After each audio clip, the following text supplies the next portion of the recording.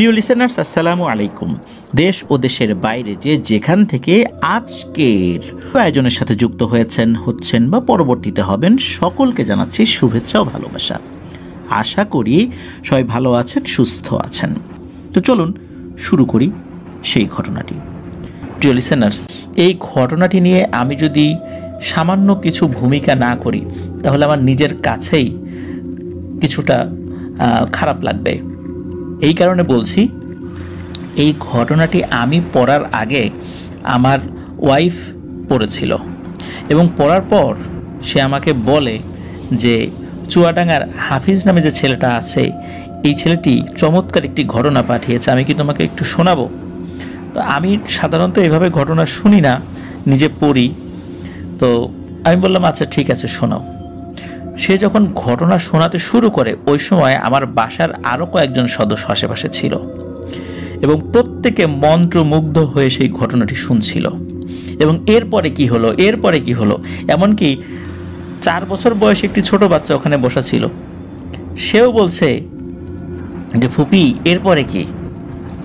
তাহলে আপনারা নিশ্চয়ই বুঝতে পারছেন যে এই ঘটনাটি কতটা অন্যরকম এবং এক ধরনের অন্যরকমের শিহরণ আমাদের সকলের মধ্যে জাগিয়েছিল ওই সময়। প্রিয় লিসেনার্স, এই টাইপের ঘটনা আমি যে কখনো বলি না তা না, কিন্তু এই টাইপের ঘটনা কম পাওয়া যায়, সত্যিই কম পাওয়া যায়। প্রিয় লিসেনার্স, চলুন আর কথা না বাড়িয়ে সরাসরি ঘটনাতে চলে যাই। আমি এতটুকু অনুরোধ করব, ঘটনাটি শোনার পর আপনারা সেই জায়গাগুলো, সেই অবস্থাগুলো ফিল করার চেষ্টা করবেন, তাহলেই সেই ঘটনার একদম ভেতরে আপনাদেরকে ইনশাল্লাহ ঢুকিয়ে নিয়ে যেতে আমি সক্ষম হব। চলুন শুরু করি। তো হাফিজ যেই ঘটনাটি উনি শেয়ার করেছেন, এটি তিনি শুনেছিলেন একজন ইমাম সাহেবের কাছ থেকে, এবং ঘটনাটি ঝিনাইদহ জেলার মহেশপুর উপজেলার একটি গ্রামে ঘটেছিল। সঙ্গত কারণে গ্রামের নামটি হুজুর বলেননি। এই ইমাম সাহেবের নাম হচ্ছে লাবলু। উনি বয়স্ক মানুষ হওয়ায় চাচা বলেই সম্বোধন করেন তাকে। আর এই লাবলু চাচার বাড়ি হচ্ছে চুয়াডাঙ্গা জেলা সদরেই। এই লাবলু চাচার শ্বশুর বাড়ি ঝিনাইদহ জেলার মহেশপুর উপজেলার স্বরূপপুর ইউনিয়নের কুশাডাঙ্গা গ্রামে। এই ঘটনাটি লাবলু চাচা তার দাদা শ্বশুরের কাছ থেকে শুনেছেন। ঘটনাটি যার সাথে ঘটেছিল তার নাম ছিল দিলু মিয়া। এই দিলু মিয়ার পরিবার খুবই গরিব। ঘটনাটি অনেক আগের। লাবলু চাচা তার দাদা শ্বশুরের কাছ থেকে শুনেছেন এই ঘটনাটি। আর ঘটনাটি ঝিনাইদহ জেলার, এই ঘটনাটি তো শুরুতেই বলেছি যে ঝিনাইদহ জেলার। আর ঘটনা যখন ঘটে তখন এই দিলু মিয়ার বয়স ছিল 35 থেকে 37 বছরের মতো আর কি।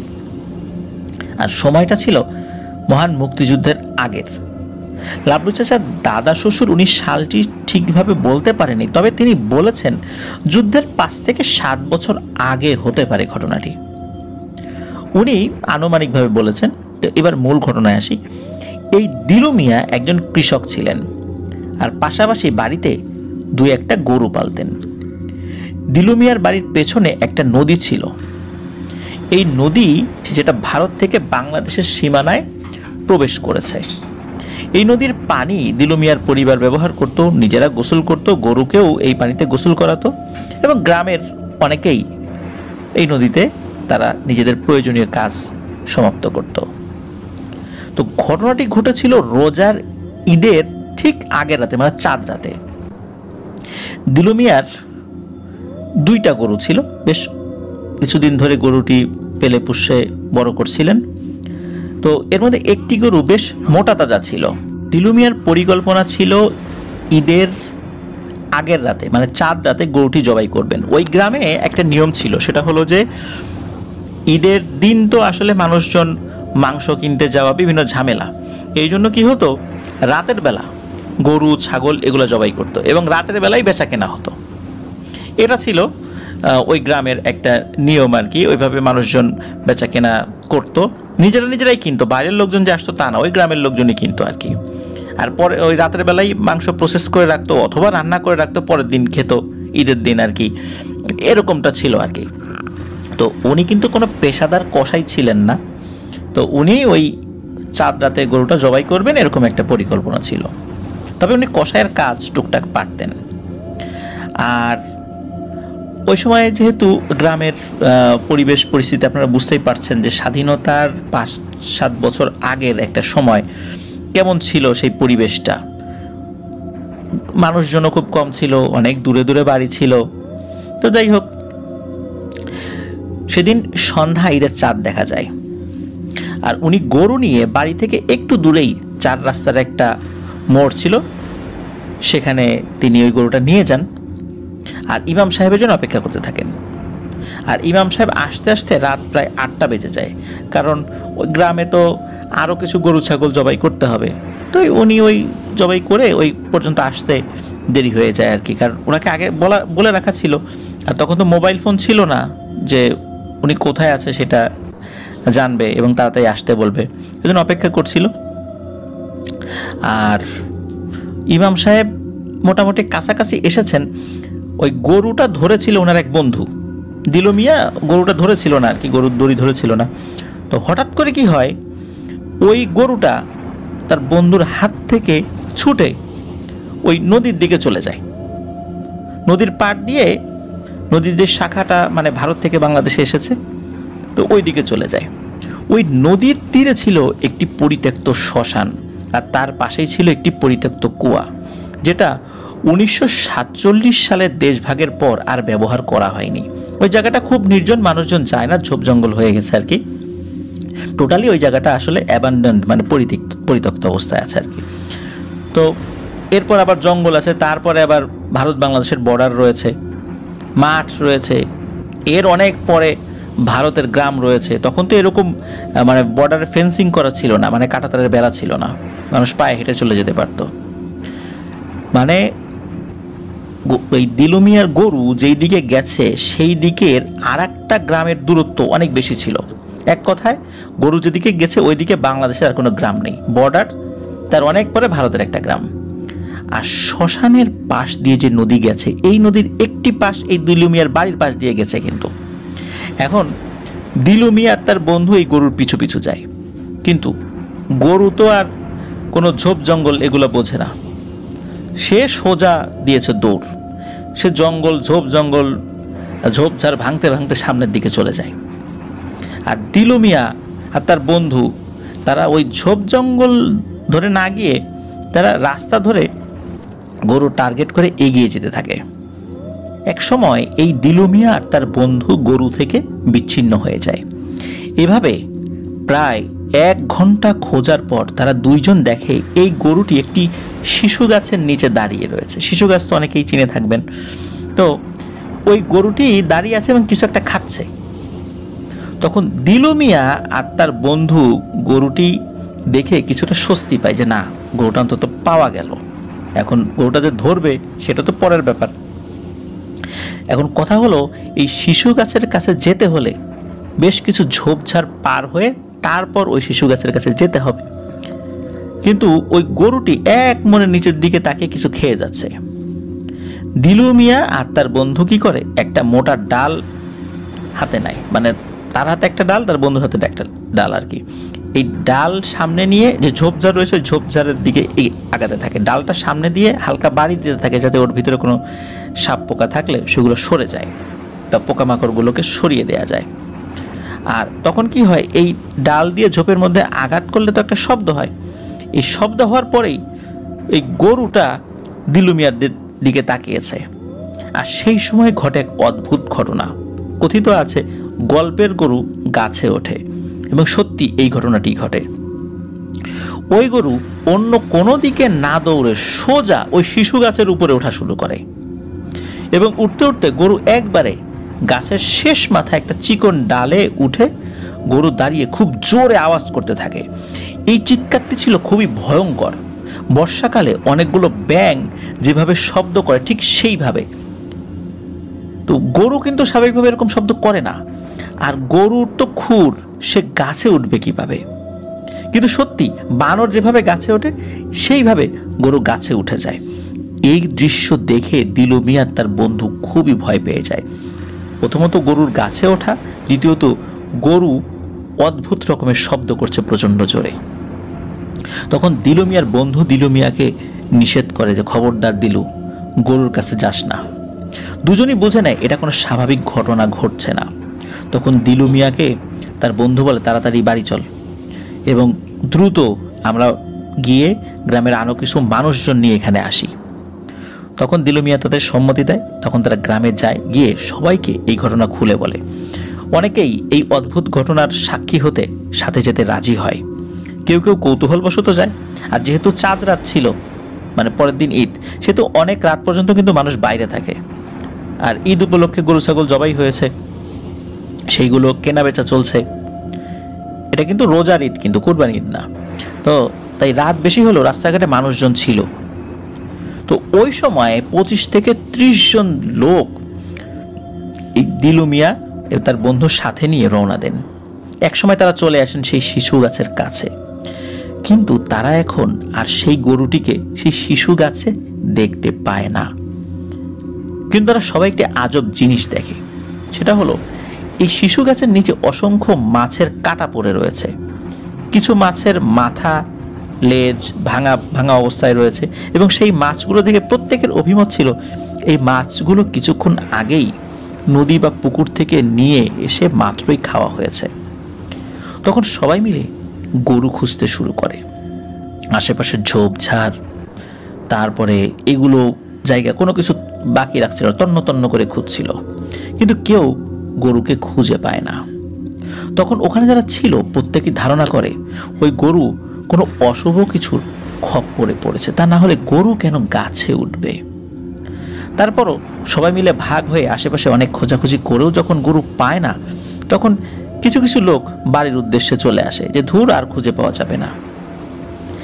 আর কিছু লোক থাকে, তারাও তাদের সাথে খুঁজতে থাকে। এভাবে রাত প্রায় 12টা পর্যন্ত সবাই মিলে গরু খুঁজে যখন গরু পায় না, তখন সবাই মিলে দিলু মিয়াকে বলে এই গরু এত রাত্রে আর খুঁজে পাওয়া যাবে না, সকালে আমরা আবার খুঁজে দেখব, চল বাড়ি যাই।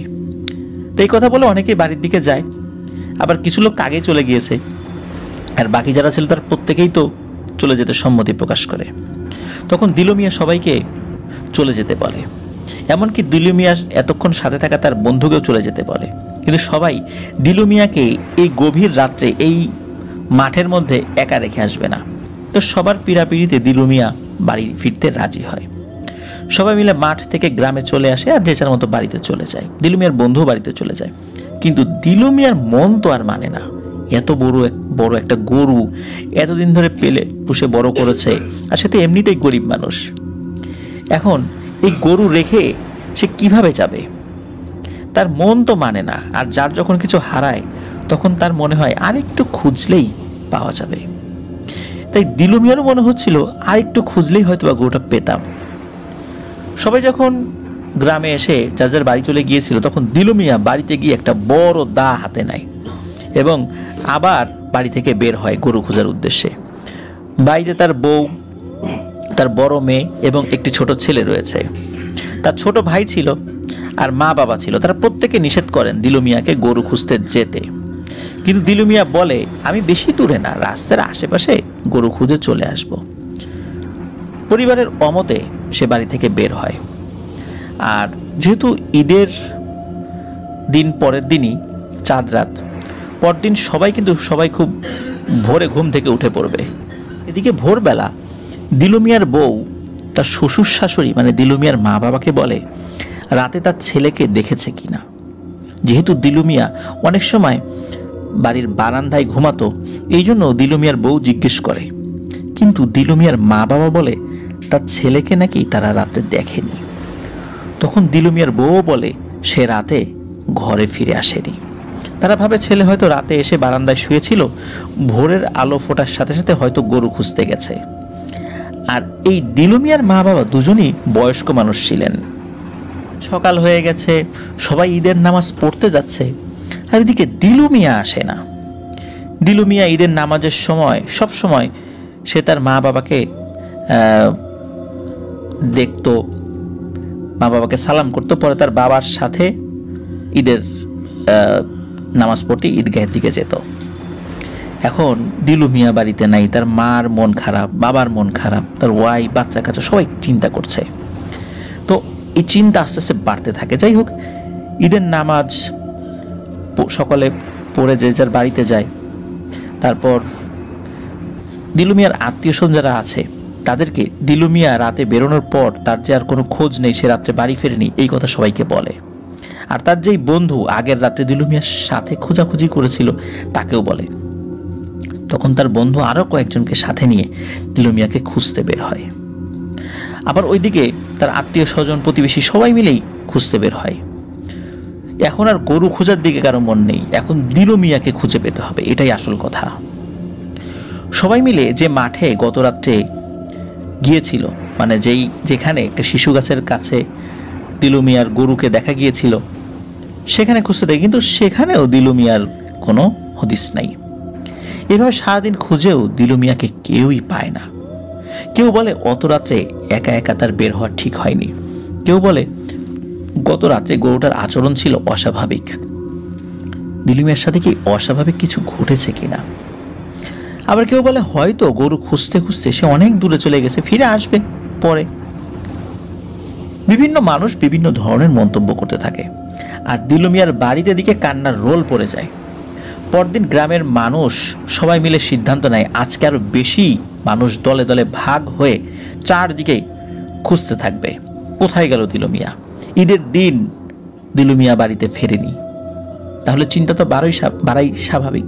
এজন্য ঈদের পরের দিন তাকে খোঁজার জন্য 8 থেকে 10 জন মানুষ দলে দলে ভাগ হয়ে দিলু মিয়ার খোঁজ করতে শুরু করে। এর মধ্যে একটি দল সেই শ্মশান ঘাটের কাছে যায়, সেই শ্মশান ঘাটের কথা আমরা শুরুর দিকে বলেছিলাম, এবং সেখানে গিয়ে তারা দিলু মিয়ার গরুকে খুঁজে পায়।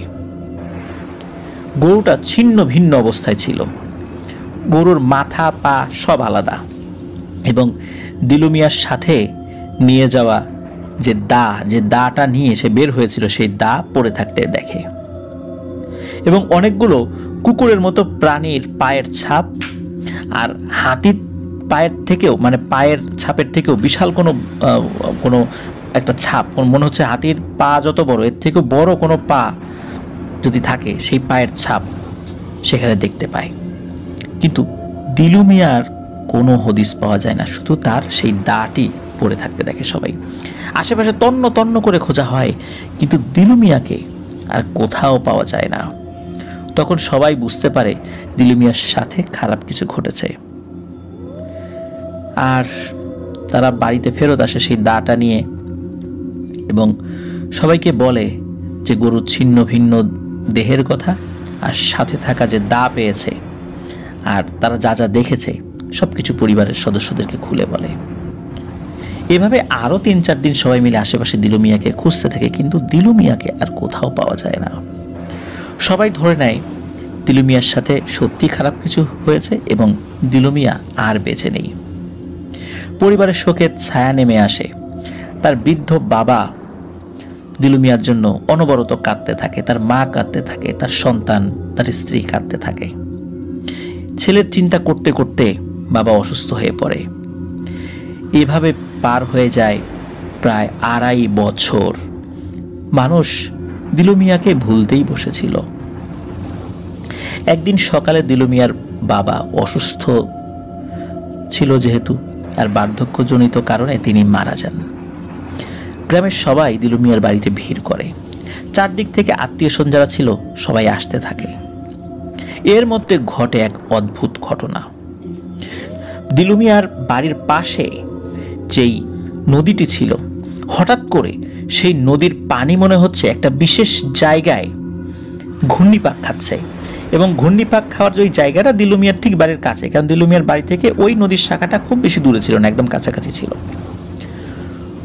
তো ঘূর্ণিপাক হওয়ার একটা পর্যায়ে ঘূর্ণিপাক থেমে যায়, এবং নিচ থেকে হঠাৎ করে বুদবুদ উঠতে থাকে। অনেক সময় কোনো হাঁড়ি বা পাতিলে গরম পানি যখন ফুটতে থাকে তখন যেরকমটা হয় সেভাবে মনে হচ্ছে ওখানে পানি ফুটছে। একটা সময় সেই পানি ফোটাও বন্ধ হয়ে যায়, আর হঠাৎ করে একটা মাথার মতো কিছু একটা ভেসে ওঠে। এই দৃশ্য কিন্তু ওই নদীর ধারে থাকা কয়েকজন লোক দেখছিল কৌতূহল হয়ে, যে হঠাৎ করে এখানে পানির পাক কেন খাচ্ছে, আবার এরকমটা কেন হচ্ছে। এবং একটা মাথার মতো একটা ভেসে ওঠে এবং ওই জিনিসটা আস্তে আস্তে মানুষের অবয়ব ধারণ করে এবং সাঁতরে তীরে আসতে থাকে। সাঁতরে যখন তীরে আসে তখন দেখে যে মাথার চুল বড় বড়, দাড়ি গোঁফ বড় বড় একটা লোক। তো তাকে দেখে শুরুর দিকে কেউ চিনতে পারেনি, কিন্তু কয়েক মিনিট পর চিনতে পারে, আরে এ তো দিলু, এখান থেকে কিভাবে আসলো।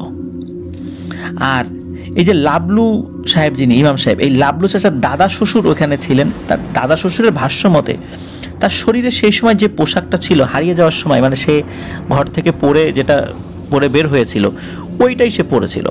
তার পুরো শরীর ছিল ভেজা, তার চুলে জটলা বেঁধে গেছে, মানে জট পেকে গেছে, গোফ দাড়ি বলেছি এতটাই বড় হয়ে গেছে শুরুতে, মানে হঠাৎ করে দেখলে যে কেউ চিনতে ভুল করবে। তো দিলু মিয়া তার বাড়িতে ঢোকে। বাড়িতে ঢোকার সাথে সাথে স্বাভাবিকভাবেই তার পরিবার কান্নায় ভেঙে পড়ে, কিন্তু দিলু মিয়া একেবারেই নির্বিকার। সে বাড়িতে ঢুকে বাড়ির উঠোনে একটি কুলবরই গাছ ছিল, সেই গাছের গোড়ায় হেলান দিয়ে বসে পড়ে। পরিবারের সদস্য, গ্রামের লোকজন বিভিন্ন ধরনের প্রশ্ন দিলু মিয়াকে করতে থাকে। শুধু একটি প্রশ্নে বেশি বেশি করে করতে থাকে, এতদিন দিলু মিয়া কোথায় ছিল, কোথা থেকে এলো। কিন্তু দিলু মিয়া কোনো প্রশ্নের উত্তর দিতে পারে না, শুধু ফ্যাল চোখে তাকিয়ে থাকে এবং দিলু মিয়ার চোখ থেকে অঝোর ধারায় পানি পড়ছে। কেউ কেউ দিলু মিয়াকে বলছে যে তোমার বাবা তো মারা গেছে, আর অনেকদিন পরে তুমি বাড়িতে ফিরেছো, এই জন্যই হয়তো বা কাঁদছো, কিন্তু কথা তো বলবা, কথা বলো। কিন্তু দিলু মিয়া কোনো কথা বলে না। দিলু মিয়ার বাবার লাশ গোসল করানো হয়, যখন জানাজা পড়ানো হয়, জানাজায় দিলু মিয়া শরিক হয়। ওই কুলবরই গাছ থেকে উঠে গিয়ে জানাজায় শরিক হয়। জানাজা করানোর পর দাফন করার সময় দিলু মিয়া ওই কবরের পাশে দাঁড়িয়েছিল, কবর খোঁড়া হয়েছিল সেখানে দাঁড়িয়েছিল, কিন্তু কারোর সাথে কোনো কথা বলেনি। যখন দাফন করা শেষ হয় তখন দিলু মিয়া আবার হেঁটে হেঁটে বাড়িতে ফিরে ওই কুলবরই গাছের গোড়ায় বসে পড়ে। এদিকে আসরের নামাজের পর দিলু মিয়া হঠাৎ করে ওই কুলবরইয়ের গাছের গোড়া থেকে উঠে দাঁড়ায়। উঠে দাঁড়িয়ে সে তার মেয়ের কাছে যায়, ছেলের কাছে যায়, মেয়ে এবং ছেলের মাথায় হাত বোলায় এবং মায়ের কাছে কিছুক্ষণ বসে থাকে। সবাই তাকে খাবার দিয়েছিল, কিন্তু সে কিন্তু কোনো খাবারই খায়নি। সে হাত দিয়ে প্লেট দূরে সরিয়ে দিয়েছিল। মাগরিবের আজানের ঠিক আগে হঠাৎ করে কি হয়, চারদিকে প্রচণ্ড জোরে কুকুর ডাকতে থাকে এবং কুকুরগুলো ডাকতে ডাকতে দিলু মিয়ার বাড়ির কাছে চলে আসে। আর দিলু মিয়ার বাড়ির আশেপাশেও যে কুকুরগুলো ছিল সেগুলো এসে ওই কুকুরগুলোর সাথে যোগ দেয়। আর ওই কুকুরগুলা দিলু মিয়ার বাড়িতে ঢুকে দিলু মিয়াকে ঘিরে ফেলে এবং তার দিকে তাকিয়ে ঘেউ ঘেউ শব্দ করতে থাকে।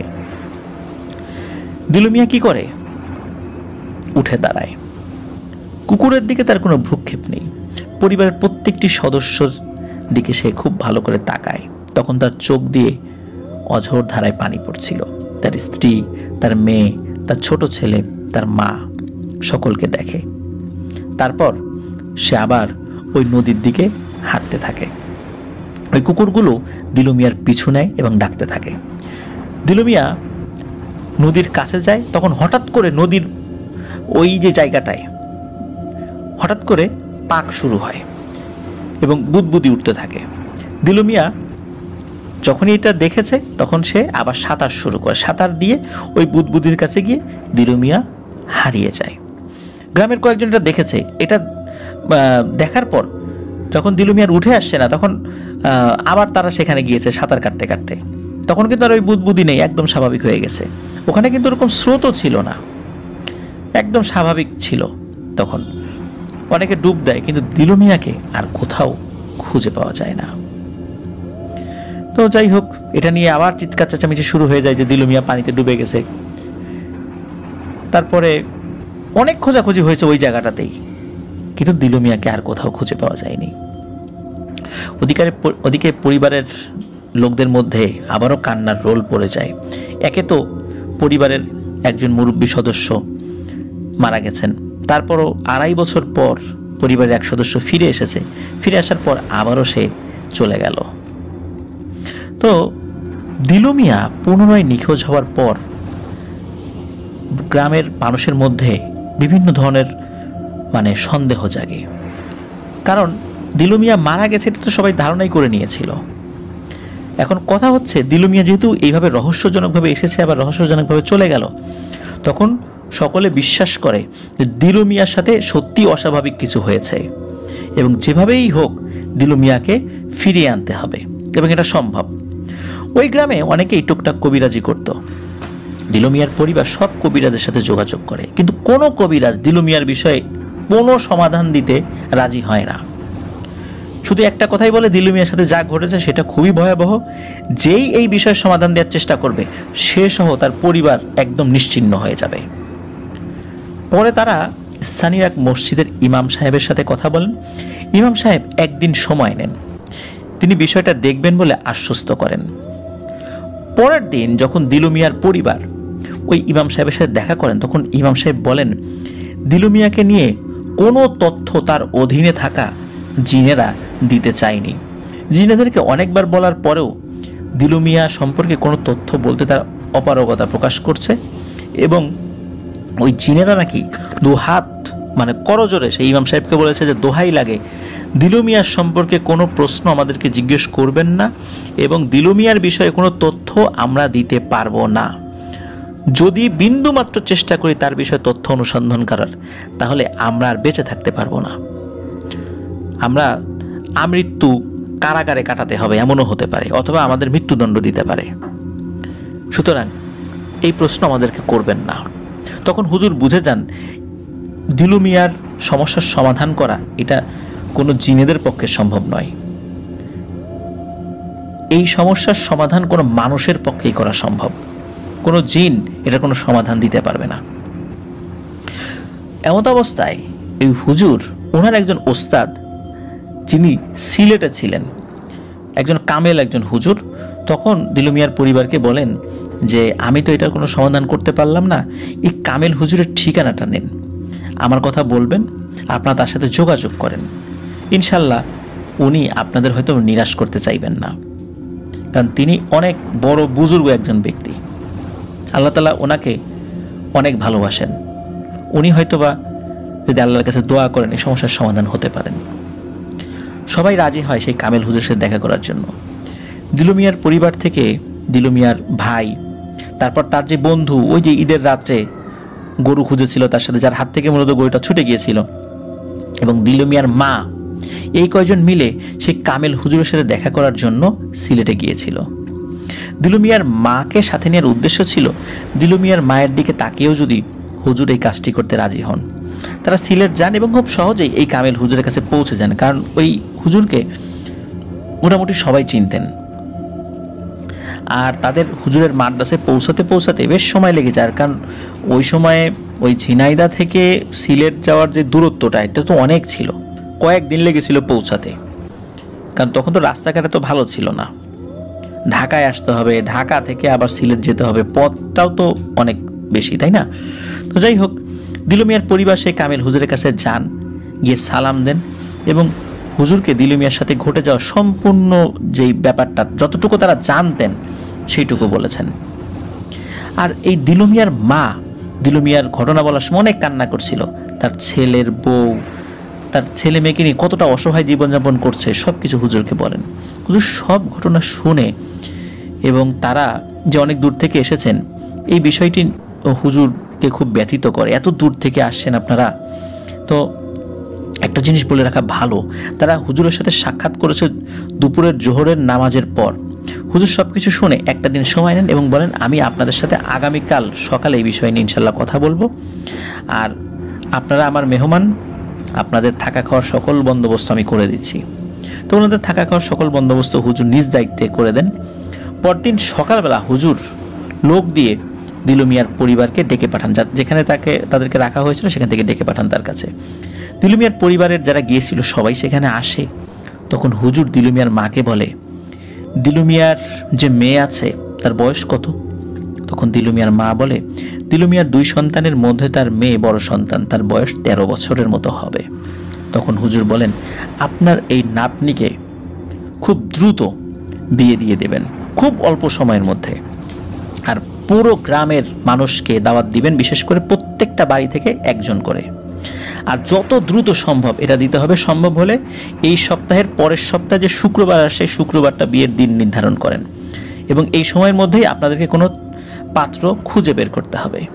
ওই সময় তো অল্প বয়সে মেয়েদের বিয়ে হয়ে যেত, 13 বছর বয়স কিন্তু ওই সময়ের প্রেক্ষাপটে সেটা কিন্তু ঠিক বয়স ছিল। তো যাই হোক, তো যদি এটা করেন হুজুর বলে তাহলে আপনার ছেলের জন্য ভালো হবে। এই কামিল হুজুর দিলু মিয়ার পরিবারের যারা হুজুরের সাথে দেখা করতে গিয়েছিলেন তাদের সাথে বসে 15 দিন পর যে শুক্রবার আসবে সেই শুক্রবারের মধ্যেই মেয়ের বিয়ের সব কিছু ঠিকঠাক করার কথা বলেন এবং ওই শুক্রবার বিয়ের দিন ধার্য করতে বলেন। বলে রাখা ভালো, সেই সময়ে আমি তো আবারও বলছি যে খুব দ্রুত বিয়ে হয়ে যেত।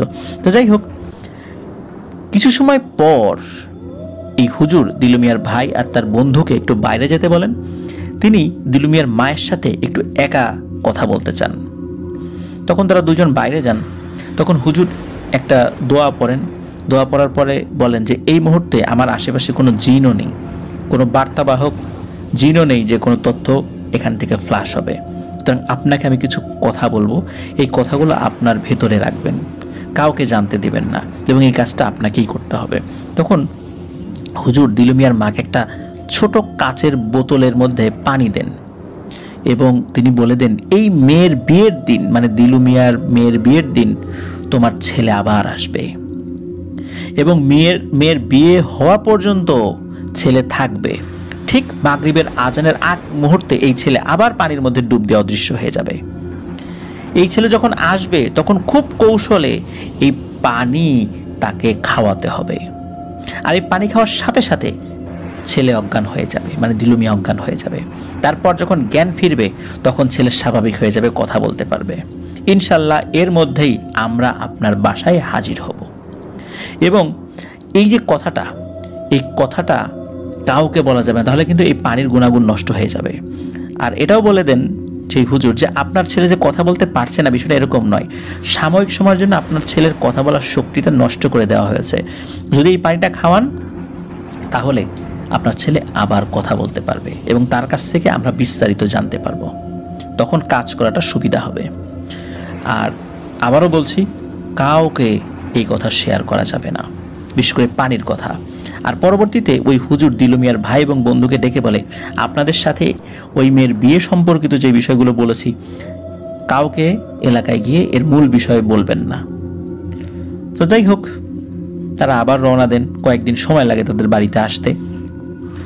সবাই যখন জিজ্ঞেস করে দিলু মিয়ার বিষয়ে হুজুর কি বলেছে, যারা হুজুরের সাথে দেখা করতে গিয়েছেন সবাই একই কথা বলতে থাকে যে হুজুরের সাথে দেখা হয়নি, হুজুর ভারতে গেছে, হুজুরের পরিচিত যারা আছেন তারা 1 মাস পরে যেতে বলেছেন।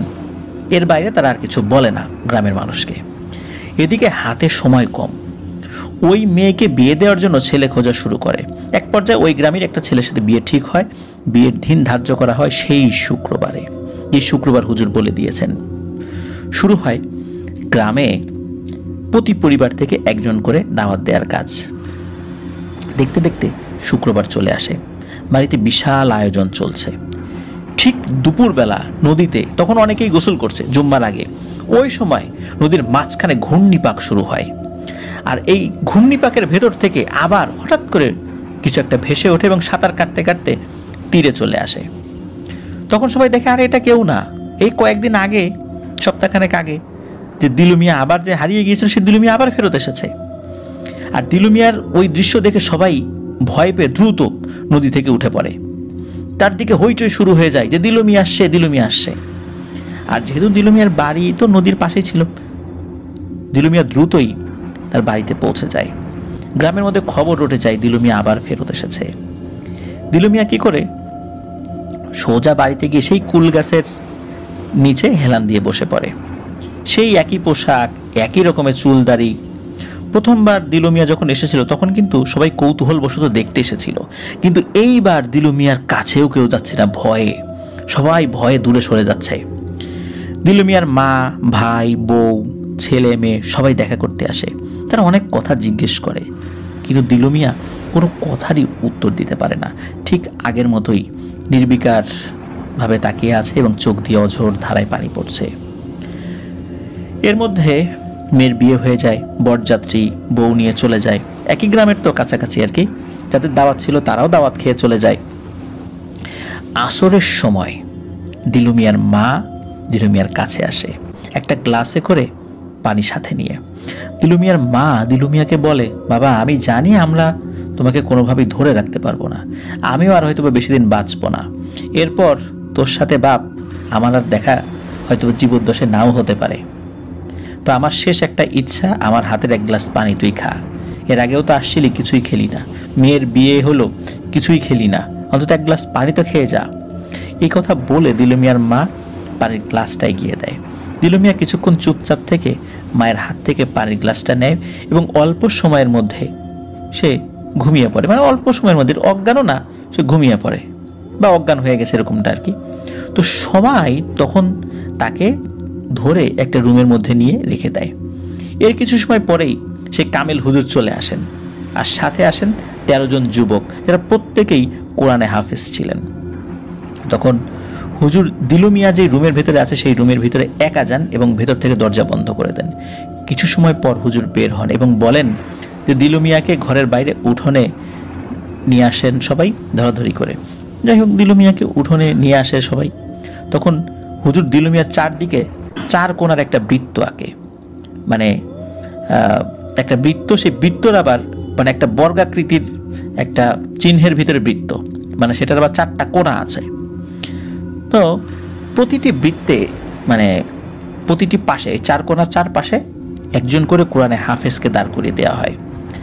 তো 4 জন তো 4 কোণায় দাঁড়িয়ে আছে, বাকি 9 জন কোরআনে হাফেজকে দিলু মিয়ার বাড়ির যেই পাশে নদী রয়েছে সেই নদীর বরাবর 9 জন হাফেজকে দাঁড় করিয়ে রাখা হয়, কিন্তু হাফেজের মুখ ছিল দিলু মিয়ার বাড়ি বরাবর আর তাদের পেছন সাইড ছিল নদী বরাবর।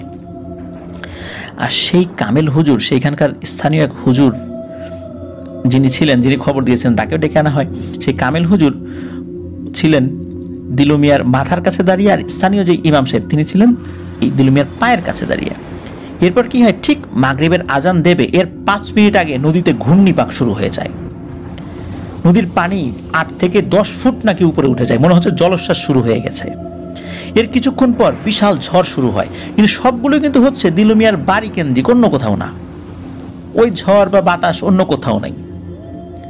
এরপর নদী থেকে অনেক জোরে শব্দ হতে থাকে, অনেকটা ব্যাঙ ডাকলে যেমন শব্দ হয় ঠিক সেই রকম শব্দ।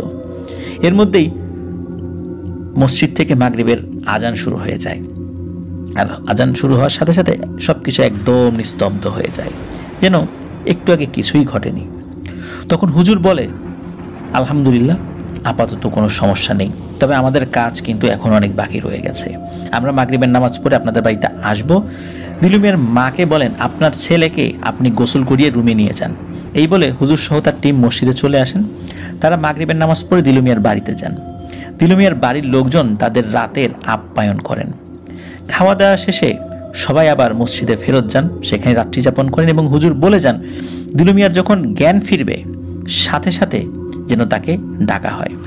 আর দিলু মিয়ার বাড়ি থেকে মসজিদ কাছেই ছিল, 2-3 মিনিটের পায়ে হাঁটা পথ আর কি। তো হুজুর চলে যান 13 জন হাফেজ সহকারে। পরদিন ভোরবেলা দিলু মিয়ার ভাই এসে বলে দিলু মিয়ার জ্ঞান ফিরেছে। তখন হুজুর স্থানীয় ইমাম সাহেব তার 13 জন হাফেজকে নিয়ে দিলু মিয়ার বাড়িতে যান।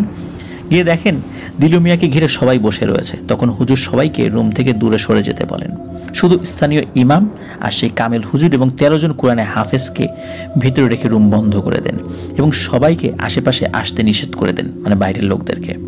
কামেল হুজুর দিলু মিয়াকে জিজ্ঞেস করে, দিলু, সেই রাতে তোমার সাথে কি হয়েছিল বলো তো? তুমি এতদিন কোথায় ছিলে? তখন দিলু মিয়া কথা বলতে শুরু করেন, তার সাথে ঘটে যাওয়া সেই ঘটনা বলতে থাকেন। প্রিয় লিসেনার্স, তার সাথে আসলে কি ঘটেছিল এখন আপনারা জানতে পারবেন। লাবলু চাচার দাদা শ্বশুরের ভাষ্যমতে, যিনি পরবর্তীতে শুনেছিলেন, উনিও ওই ঘরের বাইরে দাঁড়িয়েছিলেন। ওই হুজুর তো তাদেরকে বাইরে যেতে বলেছিলেন, পরবর্তীতে আর কি শুনেছেন আর কি। তো দিলু মিয়া হুজুরদেরকে বলেন তার একটি ভুলের কারণে আজ তার এই পরিস্থিতি। সেদিন রাতে সেই গরু খুঁজতে খুঁজতে সে শ্মশান ঘাটের কাছে চলে আসে। সে দেখে তার গরু শ্মশান ঘাটের পাশে দাঁড়িয়ে রয়েছে, সেখানে একটি কুয়া রয়েছে, কুয়া থেকে কাছাকাছি আর কি। আর 5-6টি কুকুর গরুর গলায় কামড় দিয়ে ধরে আছে। দিলু মিয়া এটা দেখে এতটা রাগান্বিত হয় যে দৌড়ে গিয়ে একটা কুকুরের পায়ে তার হাতে থাকা দা দিয়ে সজোরে কোপ বসিয়ে দেয়। আর যখনই একটা কুকুরের পায়ে কোপ দিয়েছে, সাথে সাথে কুকুরগুলো ভয়ঙ্কর আওয়াজ করতে থাকে এবং শ্মশান ঘাটের পাশে একটি কুয়া ছিল, সেই কুয়ার মধ্যে লাফিয়ে পড়তে থাকে। এই কুকুরগুলোর আওয়াজ ছিল অনেকটা ব্যাং ডাকলে যেরকম আওয়াজ হয় ঠিক তেমন। এবং যেই কুকুরের পায়ে আঘাত করেছে সেই কুকুরটা কিন্তু কুয়ার মধ্যে লাফ দেয়নি, সে মুহূর্তের মধ্যে বিশাল এক দানবের রূপ ধারণ করে, যার চোখ ছিল একটা, পুরো শরীর ছিল লোমে ভর্তি এবং এই দানবের পা থেকে রক্ত বের হচ্ছে। এই দানব তার লোমশ হাত দিয়ে দিলু মিয়ার দিকে মানে তার হাতটা এগিয়ে দেয়, তো দিলু মিয়াকে ধরতে চাইছে। এইটা দেখে দিলু মিয়ার সাথে সাথে একটা চিৎকার দিয়ে অজ্ঞান হয়ে পড়ে যায়। দিলু মিয়ার ভাষ্য মতে যখন তার জ্ঞান ফেরে তখন সে দেখে তার চারপাশে মানুষের আকৃতিরই, চেহারাও মানুষের মতো অনেকগুলো এরকম মানুষ দাঁড়িয়ে আছে, কিন্তু এই মানুষগুলো স্বাভাবিক মানুষের থেকে অনেক লম্বা, এক একজন প্রায় 12-14 ফিট হবে, এতটা লম্বা। তো এদের সামনে একজন লোক চেয়ারে বসে আছে, খুব ভদ্র সুদর্শন একজন মানুষ এবং বয়স্কও বটে। তো একজন বলে ওঠে, সর্দার, এই মানুষটি একটি লোহার দা দিয়ে আমাদের স্বজাতির এক ভাইয়ের পায়ে আঘাত করেছে এবং সেই ভাই এখন আহত অবস্থায় এক পাহাড়ে চিকিৎসা নিচ্ছে। এখন সর্দার, আপনার কাছে এই ব্যক্তির শাস্তি দাবি করছি। আমরা চাইলে তাকে শাস্তি দিতে পারতাম, কিন্তু আপনি আমাদের সর্দার, আপনি বলেছেন আপনার অনুমতি ছাড়া আমরা যেন কাউকে কোনো শাস্তি না দেই, এই জন্য আমরা আপনার কাছে নিয়ে এসেছি, এখন এর বিচার করেন। তখন দিলু মিয়া বুঝতে পারে সে আর মানুষের জগতে নাই, সে এখন জিনদের জগতে চলে আসছে। তখন সেই সর্দার দিলু মিয়াকে প্রশ্ন করে, তুমি কেন তাকে আঘাত করেছ? তখন দিলু মিয়া সব ঘটনা খুলে বলে। জিনের সর্দার সব শুনে আর এক জিনকে জিজ্ঞেস করে, আচ্ছা এই মানুষটি যা বলছে এটা কি সত্যি? তখন সেই জিন বলে, হ্যাঁ, সে যা বলেছে তার 100% সত্যি। ঈদের রাত হওয়ার কারণে আমরা 6 জন মিলে ঘুরতে বের হই। এক পর্যায়ে গ্রামের পাশেই একটা গরু দেখতে পাই। আমরা 6 জন গরুর মধ্যে প্রবেশ করি এবং গরুকে নিয়ে আনন্দ করতে থাকি। গরু রূপেই আমরা নদীর মাছ খেতে থাকি, এই গাছ ওই গাছ ঘুরে বেড়াতে থাকি। যেহেতু চাঁদ রাত, আমাদের মনেও আনন্দ ছিল পরের দিন ঈদ। যখন বুঝি ফজরের আজান দিতে বেশি দেরি নেই, তখন আমরা গরুর ভেতর থেকে বের হয়ে আসি এবং কুকুরের রূপ নিয়ে আমরা সবাই মিলে গরুর রক্ত খেতে থাকি। কে বেশি করে গরুর গলা থেকে রক্ত খাবে এটা নিয়ে আমরা প্রতিযোগিতা করতে থাকি। মূলত গরুর মালিক যেহেতু গরুকে আর খুঁজে পাইনি, সে চলে গিয়েছিল, আমরা ধারণা করেছিলাম যে সে আর আসবে না, এই কারণেই আমরা এই কাজটি করেছি। এবং আমরা রক্ত খেতে এতটাই মগ্ন ছিলাম, এই লোক কখন যে এসেছে কেউ বুঝতেই পারিনি। আর সে এসেই আচমকা কোনো ধরনের কোনো শব্দ না করে, সে যদি শব্দও করতো তাহলে আমরা হয়তো বা এখান থেকে সরে যাওয়ার সুযোগ পেতাম, সে কোনো ধরনের কোনো শব্দ না করে আমাদের এক ভাইকে আঘাত করে বসে। সব শুনে জিনের সর্দার বলে যে, তোমরা কেন এই গরুটার দিকে নজর দিয়েছো সেটা আগে বলো। তখন ওই জিনেরা কোনো উত্তর দিতে পারে না। ওখানে 5 জন জিন ছিল, মানে আরো জিন ছিল, কিন্তু যারা নালিশ করতেছিল 5 জনের ভিতরে একজন তো আহত অবস্থায় পাহাড়ে চিকিৎসা নিচ্ছে। তখন বলে যে, তোমাদের কাজ কি এটা? তোমরা একটা গরিব মানুষের গরু সেটা সরিয়ে নিয়ে গেছো, তারপর সেই গরুটা নিয়ে খেলা করেছো। এমনি খেলা করতা, নিষেধ নাই, কিন্তু গরিব মানুষের গরুটা নিয়ে কেন এই কাজটা করলা? তোমরা এই গরুটা মেরে খেয়েছো, এই জন্য তোমাদের শাস্তি পেতে হবে। আর আমাদের স্বজাতির একজনকে সে গুরুতর আঘাত করেছে, এই জন্য দিলু মিয়াকেও শাস্তি পেতে হবে। জিনের সর্দার যখন বলেছে ওই 5 জন জিনকে যে তোমাদেরকেও মানে শাস্তি পেতে হবে, ওই 5 জন জিন মানে এমন কান্নাকাটি শুরু করেছে এবং থরো থরো কম্প শুরু হয়ে তার শরীর কাঁপতেছে তাদের ভয়ে, যে না জানি সর্দার কি শাস্তি দেয়। মানে ওরা বলছে, সর্দার আমাদের অন্যায় হয়ে গেছে, আমাদেরকে ক্ষমা করেন। সর্দার বলে, না, আমি যদি তোমাদেরকে ক্ষমা করি তাহলে আবারও তোমরা এই কাজটা করবা, তোমাদের ক্ষমা নাই, আর এরও ক্ষমা নাই। যেহেতু সে না বুঝে করে ফেলছে, এই জন্য ওর শাস্তি যেরকম হবে তোমাদের শাস্তিও একই রকম হবে। আমি তোমাদেরকেও 10 বছরের সাজা দিলাম, এদেরকেও 10 বছরের সাজা দিলাম। এই দিলু মিয়া 10 বছর আমাদের জেল হাজতে থাকবে। যেহেতু সে নিজের ইচ্ছাই করেনি, এই জন্য শাস্তি কম দিলাম। আর তোমাদের শাস্তি হচ্ছে, তোমরা 10 বছর আমাদের এই সমাজে আসতে পারবা না। তোমরা 10 বছর এই দিলু মিয়ার বাড়ির আশেপাশে থাকবা। কখনোই তোমরা কোনো ভয়ের সুরতে ওই পরিবারের সামনে হাজির হবা না। ওই পরিবারের খোঁজ খবর নিবা এবং ওই পরিবারে কি হয় না হয় পুঙ্খানুপুঙ্খ ব্যাপারগুলো অন্য জিনদেরকে জানাবা, তারা এসে খবর দেবে। আর তোমাদেরও অপশন রয়েছে, যে সুযোগটা আমি দিলু মিয়াকে দেব, তোমাদেরকেও দিব। আমি নিজেই দিলু মিয়ার সাথে কথা বলে সেই সুযোগটা দিতে চাই। তখন দিলু মিয়াকে জিনের সর্দার বলে যে তোমার বাড়িতে কে কে আছে? বলে যে আমার স্ত্রী আছে, এক কন্যা, একটা ছোট ছেলে আর বৃদ্ধ মা বাবা রয়েছে। আর এই শাস্তির কথা শুনে দিলু মিয়া তো কাঁদতে থাকে যে আমার মা বাবা মারাই যাবে, আমার সন্তানদের কি হবে? তখন জিনের সর্দার বলে যে শাস্তি তো তোমাকে আমি একা দেই নাই, আমার স্বজাতিকেও তো শাস্তি দিয়েছি। তুমি যদি 10 বছর তোমার পরিবার থেকে বাইরে থাকো, ওরাও 10 বছর তারা পরিবার থেকে বাইরে থাকবে। এটাই ওদের শাস্তি। আমি জিন হয়ে ইনসাফ করেছি। এখন বলো, তোমার কিছু বলার আছে? বলে হ্যাঁ, আমার বলার আছে। এই 10 বছরের মধ্যে আমাকে আমার পরিবারের সাথে দেখা করার সুযোগ দিতে হবে। তখন জিনের সর্দার বলে এটা তো সম্ভব নয়। যখন সে খুব কান্নাকাটি করে বলে আচ্ছা ঠিক আছে, আমি সুযোগ দিব। এই 10 বছরের মধ্যে তোমার মেয়ের যখন বিয়ে হবে তখন তুমি যেতে পারবা। আর এই 10 বছরের মধ্যে তোমার পিতা মাতা বা পরিবারের কোনো আত্মীয় স্বজন, মানে তোমার ফ্যামিলির মধ্যে তোমার স্ত্রী, পিতা মাতা, সন্তান, এদের যদি মৃত্যু ঘটে তাহলে শুধু তুমি দেখতে যেতে পারবা। আর কিভাবে দেখতে যাবা সেই ব্যবস্থা আমি করে দিব। তখন এই ব্যাপারগুলো যখন বলে, তখন ওই জিনদেরকেও বলে যে যেই বিষয়ে ওরা ওদের পরিবারের সাথে দেখা করতে পারবে, দিলু মিয়া তার পরিবারের সাথে দেখা করতে পারবে, একই রকম ব্যাপার যদি ওই 6 জন জিনের সাথেও ঘটে তাহলে তারা তাদের পরিবারের সাথে দেখা করতে পারবে এবং তারা তাদের সমাজে ঢুকতে পারবে। না হওয়া পর্যন্ত ওই দিলু মিয়ার বাড়ির আশেপাশে তাদেরকে থাকতে হবে, এটাই তাদের শাস্তি।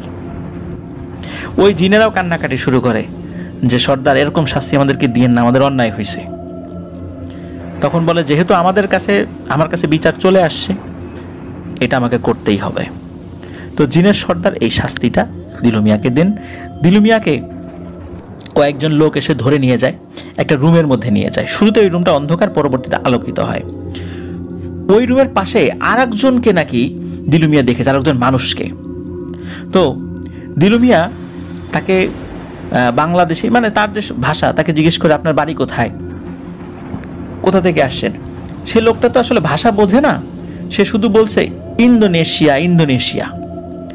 তার মানে হচ্ছে আর একটা লোককে জিনেরা ধরে নিয়েছে বা ধরে এনেছে ওই কারাগারে, তার বাড়ি ছিল ইন্দোনেশিয়াতে। তার সাথে কি ঘটনা ঘটেছে বা তার পরিবারের সাথে কি ঘটনা ঘটেছে এইটা আর কখনোই জানা যায়নি। তো যাই হোক, যে ঘটনা যেটা ঘটে সেটা হলো যে দিলু মিয়া তো এই বিষয়গুলো ডিটেলস মানে তাকে বলে। এখন কথা হলো যে তার বাবা যখন মারা যায় তখন দিলু মিয়ার কাছে এসে একজন মানুষ খবর দেয়, মানে মানুষ বলতে মানুষের সুরতে খবর দেয়, তোমার বাবা মারা গেছে, সর্দারের নির্দেশ, তুমি প্রস্তুত হও, তোমাকে যেতে হবে। আর মনে রেখো তোমার সময় কিন্তু মাগরিবের আগ পর্যন্ত, এর মধ্যে ঠিক যেভাবে তুমি যাবা সেভাবেই চলে আসবা। তারপরে একটা গ্লাসে কিছু একটা রস আর কি, এটা খেতে দেয়া হয়। এটা খাওয়ার সাথে সাথে দিলু মিয়ার কথা বলতে পারে না। তখন দিলু মিয়াকে নিয়ে একটা বিশাল আকৃতির প্রায় 15-20 ফুট লম্বা একটি গজার মাছের পিঠে বসিয়ে দেওয়া হয়। গজার মাছের পিঠে বসার সাথে সাথে মনে হচ্ছে গজার মাছের পিঠের সাথে তার হাত পা বডি লেগে গেছে। এরপর গজার মাছ চলতে শুরু করে। মাত্র অল্প 1 মিনিট এর মধ্যেই হঠাৎ করে দিলু মিয়া বলে যে তখন আমি হঠাৎ করে মনে হলো যে আমি নদীর উপরে ভেসে উঠেছি। তারপর আমি সাঁতরে চলে আসি এবং এসে আমি আমার বাবার লাশ দেখি এবং ওদের সাথে প্রতিশ্রুত সময়ে আমাকে চলে যেতে হবে বলে আমি আবার চলে যাই। আর আমি এমন জায়গায় ছিলাম যেখানে ঠিক পৃথিবীর মতোই সূর্য ওঠে, সূর্য অস্তমিত হয়, 3 বেলা আমাকে খাবার দিত, আজানের শব্দ আমি শুনতাম। কিন্তু কোথায় ছিলাম এটা আমি জানি না, তবে আমি জিনেদের জগতে ছিলাম এটা আমি জানি। তো যাই হোক, তখন হুজুর বলে যে তোমার মেয়ের বিয়ের সময় তুমি তো আসতে পারবা, এই জন্য আমি বলেছিলাম যে কত দ্রুত তোমাকে আবার বাড়ির দিকে নিয়ে আসা যায়। তখন হুজুর বলেন যে ওই হুজুরের অনুগত খুব পরহেজগার একটি জিন রয়েছে, সে ছিল চাভুস বা মুখবির বা সংবাদ সংগ্রাহক জিন। সংবাদ সংগ্রহে তার দক্ষতা অন্য জিনদের থেকে অনেক বেশি। যখন হুজুর এই সম্পর্কে জানার জন্য সেই জিনকে দায়িত্ব দেয়, তখন সেই জিন প্রথমে ঘুরে এসে বলে যে হুজুর এই বিষয়ে আমি কোনো তথ্য সংগ্রহ করতে পারিনি, কারণ এটা এমন একটা জায়গায় যেই জায়গায় জিনেদের প্রবেশের অনুমতি নেই, শুধু নির্দিষ্ট কিছু জিনেরাই বা অনুমোদিত কিছু জিনেরাই সেখানে প্রবেশ করতে পারে। তখন হুজুর ভালো করে রিকোয়েস্ট করেন যে তোমাকে তো আমি খুব ভালোবাসি, বিশ্বাস করি, তুমি আরেকটু চেষ্টা করে দেখো কিভাবে সমস্যাটার সমাধান করা যায়। তখন ওই জিনটি কিছুক্ষণ চুপ করে থেকে বলে আচ্ছা ঠিক আছে, আমি যাই, আবার দেখি আমি কোনো তথ্য সংগ্রহ করতে পারি কিনা। অনেকক্ষণ পরে এসে ওই জিন হুজুরের কাছে বলে যে আমার এক বন্ধু ওই জায়গার আশেপাশে থাকে, তার কাছে আমি দিলু মিয়া সম্পর্কে জিজ্ঞাসা করি। তখন সে বলে যে দিলু মিয়াকে 10 বছরের শাস্তি দেওয়া হয়েছে, সে শুধু হাতে গোনা কয়েকবার বাড়িতে যেতে পারবে, তার পরিবারের এই ঘটনা যদি ঘটে তাহলে শুধু যেতে পারবে, তার মেয়ের বিয়ে এবং পরিবারের কোনো সদস্যের মৃত্যু হলে সে যেতে পারবে।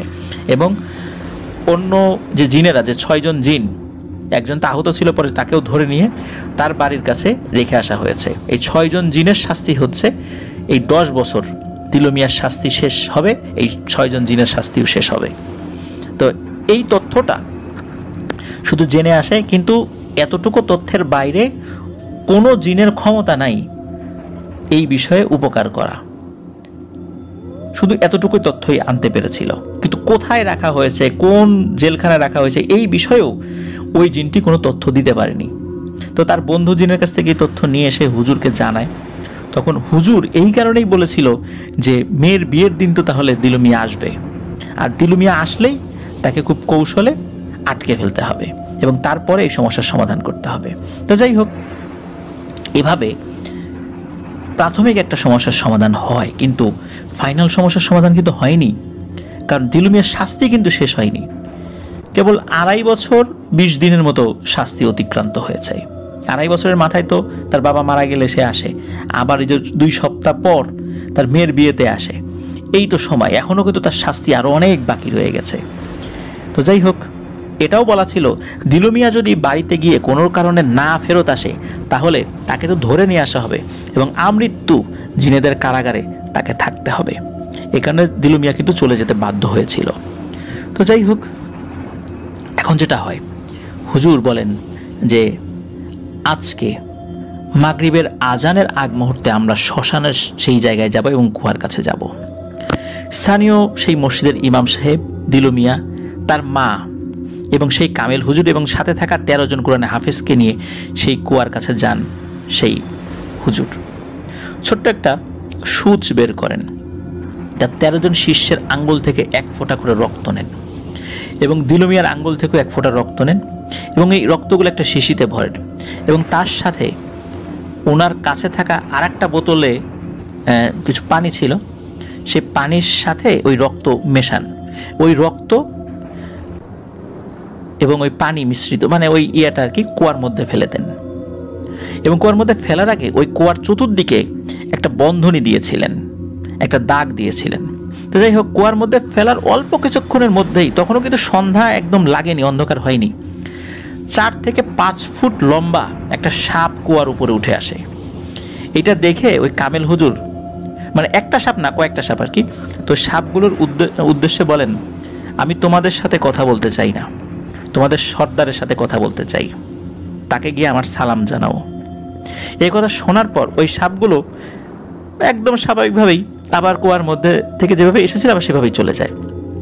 এর ঠিক 2 থেকে 3 মিনিট পর বিশাল আকৃতির একটা সাপ কুয়ার ভেতর থেকে উপরে উঠে আসে।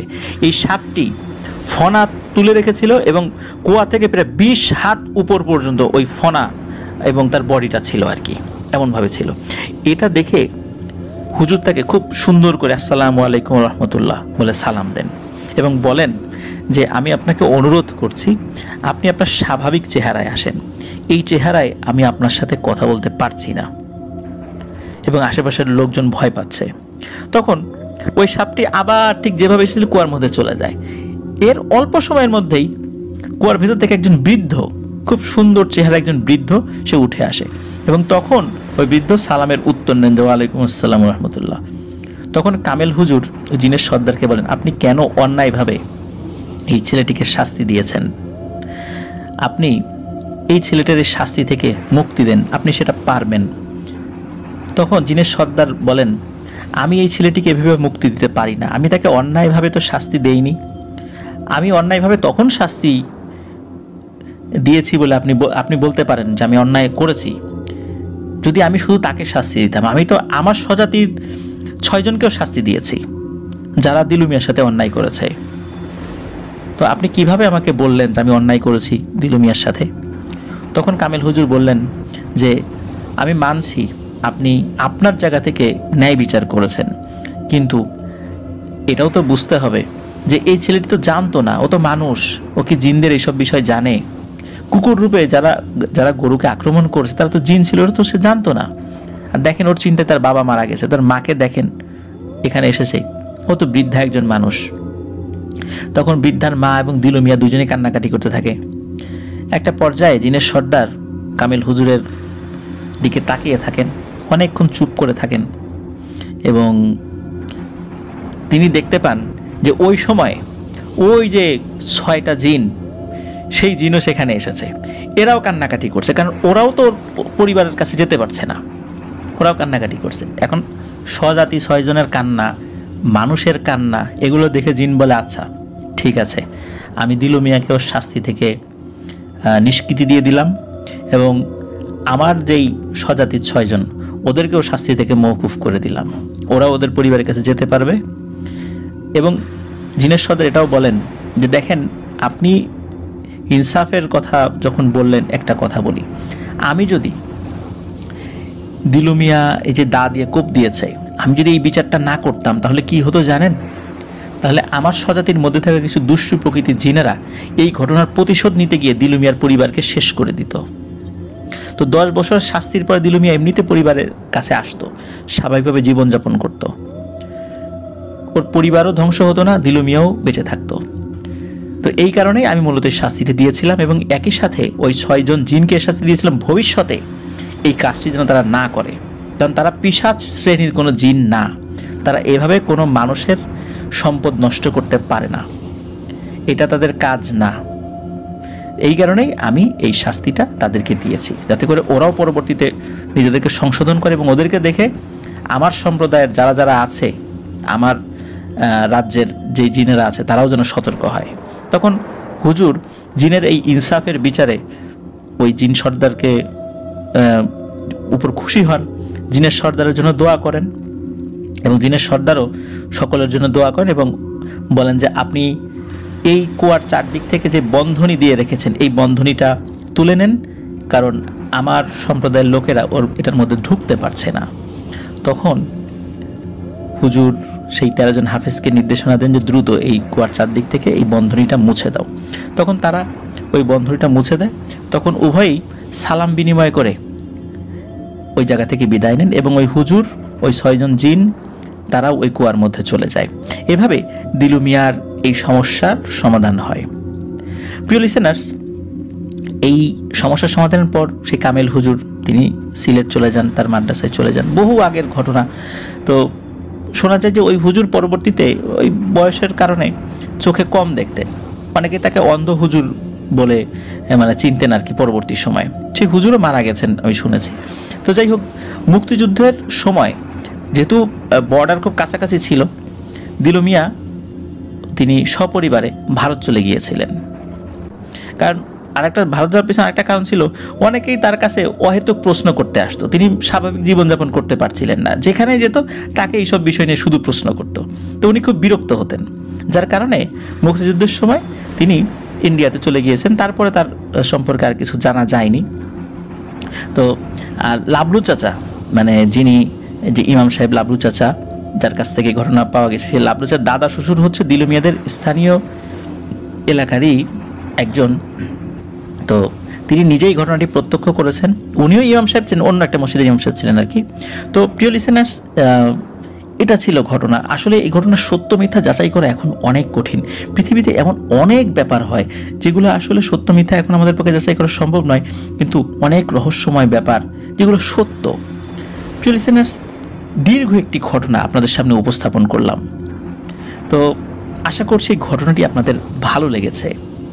আর এই ঘটনাটি আমার কাছেও পার্সোনালি অনেক ভালো লেগেছে। শুরু থেকে শেষ পর্যন্ত প্রত্যেকটি ঘটনায় অনেক শিক্ষণীয় ব্যাপার রয়েছে, অনেক ভয়ের ব্যাপার রয়েছে, রহস্য রয়েছে, ইনসাফের যে ব্যাপারটা, ন্যায় বিচারের যে ব্যাপারটা, সেটাও রয়েছে।